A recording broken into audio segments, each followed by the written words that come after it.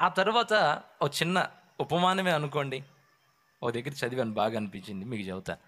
ఒకరోజు ఓ కాకి బాధపడుతుందంట. ఏమని?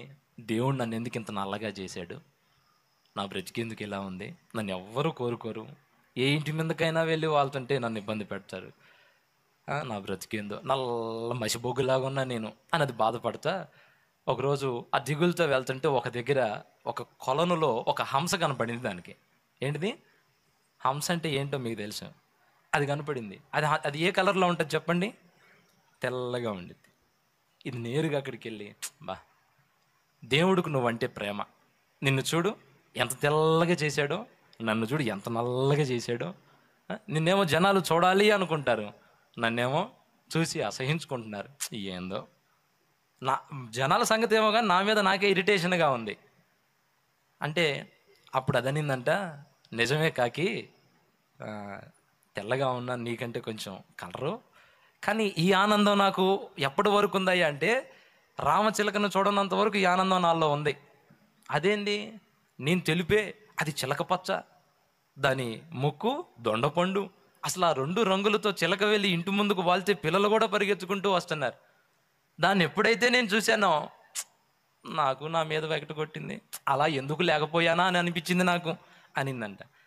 ఓకే అని ఇది అలా నేరుగా చిలక ఎక్కడుందో, చిలకమ్మ చిట్టి చిలకమ్మ అనుకుంటూ పోయి ఒక కొమ్మ దగ్గర వాలి, అసలు నీ జన్మ ధన్యం పో, అసలు ఏమి రంగు, ముక్కు ఒక రంగు, ఒళ్ళంతా ఒక రంగు, చూడముచ్చటిగా ఉన్నావు, నీ జన్మ ధన్యం పో. హంస నిన్ను చూసి నేర్చుకుంటుంది. ఇక నా బతుకంటే ఇక చెప్పేది ఏముంది, మన ఇద్దరం పక్కన నిలబడితే నిన్నే సెల్ఫీ అడుగుతారు, నన్ను ఎవరు అడగరు అని అంటే, రామచిలక కూడా ముసిముసి నవ్వులు నవ్వుకొని అదనిందంట, అది నిజమే కాకి, నీకంటే కొంచెం అందంగానే ఉన్నా, కానీ నాకు ఈ ఆనందం ఎంతవరకు ఉందంటే చెప్పనా నెమలిని చూడనంత వరకు నాకు ఆనందంగా ఉంది. ఎప్పుడైతే అది నా కంటపడిందో నా ఆనందం ఎగిరిపోయింది. ఎందుకు చెప్పు? నాది రెండు రంగులే, దాని దగ్గరికి వెళ్తే వామ రంగులు లెక్క పెట్టలాగా అల్లాడిపోయాను నేను. అప్పుడు దాకా నేనే గొప్ప అనుకున్నా, నా రంగే గొప్పదనుకున్నా, నాకంటే తక్కువ వాళ్ళని చూసి నేనేదో మురిసిపోయా. ఓ రోజు అలా ఎగురుకుంటా వెళ్తుంటే ఒక దగ్గర నెమలి కనపడింది. అది అలా పురి విప్పి నాట్యం ఆడుతుంటే నాకు మతిపోయింది పో కాకి. అవునా, నెమలి మరి ఏమనుకున్నావు? అసలు ఎన్ని రంగుల్లోనే నాకు అంతు చెక్కలేదు. మీరు చెప్పండి, నెమలి ఎన్ని రంగుల్లో ఉంటుంది? ఆ నెమలిని చూసిన తర్వాత నా ఆనందం ఎగిరిపోయింది పో కాకి. ఇది ఇది నేరుగా నెమలి ఎక్కడుందో అని చూస్తే ఒక పార్క్ ఉంది దగ్గర. ఆ పార్క్ దగ్గర నెమలి ఉంది. నేరుగా అక్కడికి పోయింది. అక్కడికి పోయి, నెమలి కాస్త నీతో మాట్లాడాలంటే, ఆగు, సెల్ఫీలు అడుగుతున్నారు, కాస్త ఫోటో ఫోజ్ ఇవ్వాలి, ఆగు. అబ్బో, ఇదంతా జరిగిద్దా అంటే మరి ఉపమానంలో కథల్లో జరుగుతాయి. బైబిల్లో చెట్లు కూడా మాట్లాడుకున్నాయి. చెట్లు ఎట్లా మాట్లాడుకుంటే అని మీరు అడగమాకండి, నీతి కథల్లో అవన్నీ అట్లా జరుగుతాయి అనుకోండి. ఇది వెళ్ళింది, దాంతో మాట్లాడటానికి దీనికి చాలా టైం పట్టింది. ఎందుకంటే జనాలు, పిల్లలు, పెద్దలు అందరూ ఎగిరెగిరి కేరింతలు కొడుతున్నారు, సెల్ఫీల మీద సెల్ఫీలు తీసుకుంటున్నారు. చాలా సమయం తర్వాత ఈ కాకి దాంతో మాట్లాడే అవకాశం దొరికింది. పిల్లబ్బాబ్బాబ్బా, అస్సలు మన పక్షి జాతిలో నిన్ను కొట్టింది లేదు పో, నీ జన్మధన్యం. నాది నలుపు, హంస తెలుపు, రామచిలక రెండు రంగులు. అసలు నీ బాడీ నిర్మాణం దేవుడు అద్భుతంగా చేశాడు, మామూలుగా లేదు. అసలు నిన్ను చూసి మన పక్షి జాతి అంతా కుళ్ళుకుంటుంది అనుకో.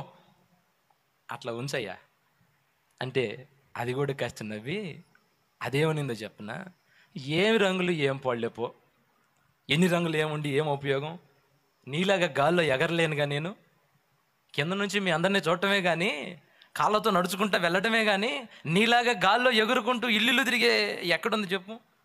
నాకు ఎప్పుడు అనిపిస్తూ ఉంటుంది, అన్నీ బోన్లో బందీలైనవి.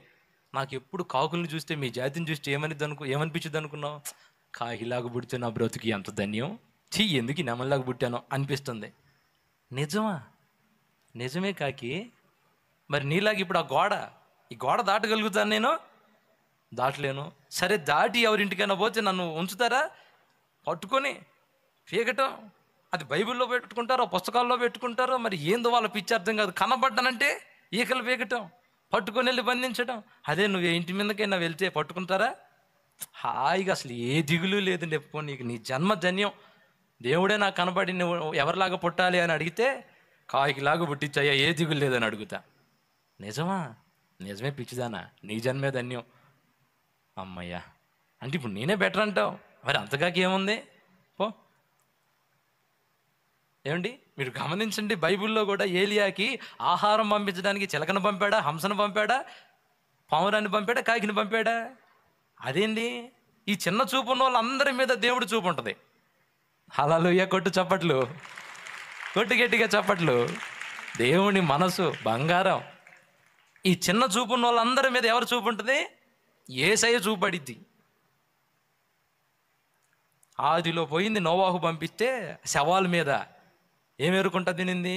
కుళ్ళిపోయిన శరీరాలు తింటా ఉన్న దాన్ని బయటికి పంపిస్తే ఇక తిరిగి రాలా కాకమ్మ. దాన్ని పట్టుకొచ్చి మాంసం ఇచ్చి తన పరిచర్యలో వాడుకున్నాడు యేసయ్య. ఏమండి, ఈ పుష్పాల్లో చూసినా వేటి మహిమ వాటిదే, జంతువుల్లో చూసినా వేటి మహిమ వాటిదే, దేవుడు సృజించిన ప్రకృతిలో చూసినా వేటి మహిమ వాటిదే. మరి మానవులంగా పుట్టిన మనకి దేవుడు ఏమైనా తక్కువ చేస్తాడా? ఏదైనా లోటు చేస్తాడా? ఎవరికి ఇవ్వాల్సింది వాళ్ళకి ఇచ్చాడు. నీకు ఇవ్వాల్సింది నీకు ఇచ్చాడు. వాళ్ళని వీళ్ళని చూడొద్దు అంటాడు దేవుడు ఈరోజు. దేన్ని దానిగానే చూశాడు దేవుడు, మంచిదన్నాడు. నీకు దేవుడిచ్చిందని నువ్వు చూసుకున్నావు అనుకో, నీకు కూడా మంచిగానే కనబడతావు. నువ్వు ఇతరులకు ఇచ్చింది చూసినప్పుడు నీది చెడ్డగా అనిపించింది ఒక్కొక్కసారి. దేవుడు అంటాడు దేని దానిగానే చూడండి. ఎందుకు ప్రభువా నన్ను కూడా అలా చేయకపోయావా? చంద్రుడు నన్ను సూర్యుడిలాగా చేయకపోయావా అంటే, మరి చంద్రుడి పని ఎవరు చేస్తారు? వెన్నెలు ఎవరిస్తారు? రాత్రులు కాంతిని ఎవరిస్తారు? నువ్వు ఆ స్థానంలో ఉండాలే బిడ్డ. అందరూ సూర్యుడిని పొగుడుతున్నారయ్యా, పర్వాలేదు, రాత్రి నిన్నేగా చూసేది, నీకుండేది నీకుందిలే, నువ్వు బాధపడు మాకు. ఈరోజు దేవుడు నీతో అంటున్నాడు వాళ్ళని వీళ్ళని చూడొద్దు. ఒకవేళ నువ్వు పెద్దింటికి కోళ్ళగా వెళ్ళావేమో, నువ్వు ఒక చిన్న